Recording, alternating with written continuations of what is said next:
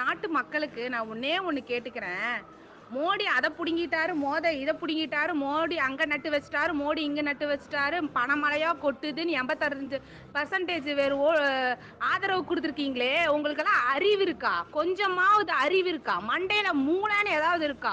கொஞ்ச நாள் மல்லாந்து படுத்து விட்டத்த பார்த்து யோசனை பண்ணி பாருங்க. யார் அந்த லைன்ல போய் நின்றுட்டு இருக்கான்னு. பாமர மக்கள் அவன் கூலி வேலை செய்யறவன் போய் கூலிக்கு வேலைக்கு போகாம சோத்துக்கு இல்லாம போய் நின்று 500 ரூபா மாத்திரக்காக ஒரு நாளெல்லாம் காலையில இருந்து ராத்திரி வரை நின்றுட்டு இருக்கான். அறிவட்ட நாய்களா, எந்த லைன்லயாவது எந்த எம்பி நிக்கிறானா, எம்பியோட பிஏ நிக்கிறானா, இல்ல எம்பி பிஏவோட மகன் நிக்கிறாளா, இல்ல பிஏவோட சொந்தக்காரனாவது நிக்கிறானா, இல்ல எம்எல்ஏ நிக்கிறானா, கவுன்சிலர் நிக்கிறானா, கவுன்சிலரோட பொண்டாட்டியாவது நிக்கிறாளா, எந்த லைன்லயாவது? பாமர மக்கள் தானே நின்றுட்டு இருக்காங்க. அறிவு இருக்காடா நாய்களா? 82% ஓட்டு போட்டிருக்கீங்க கிற்காண்டி மக்களே. கருப்பு பணம் எவன்டா இருக்கு? இப்ப எத்தனை கோடி கருப்பு பணம்டா வெளியே எடுத்துட்டு அந்த கேன பரதேசி மோடி நாய்? அறிவு இருக்காடா உங்களுக்கு எல்லாம்? ஏதாவது கொஞ்ச நாள் யோசிங்கடா. தட்டுல சோற போட்டு திங்கிறீங்களேடா, அந்த சோறு எப்படி வருதுன்னு யோசிக்க தெரியாத நாய்களடா நீங்க. குப்பை போடுறவங்களை நீங்க கேவலமா பார்க்க மாட்டீங்க, குப்பை எடுக்கிறவங்களை கேவலமா பாக்குற நாடுதாடா இது. இந்த நாடு இதை விட இனி நாசமா போறக்கு நாள் வந்துருச்சுடா பக்கத்துல.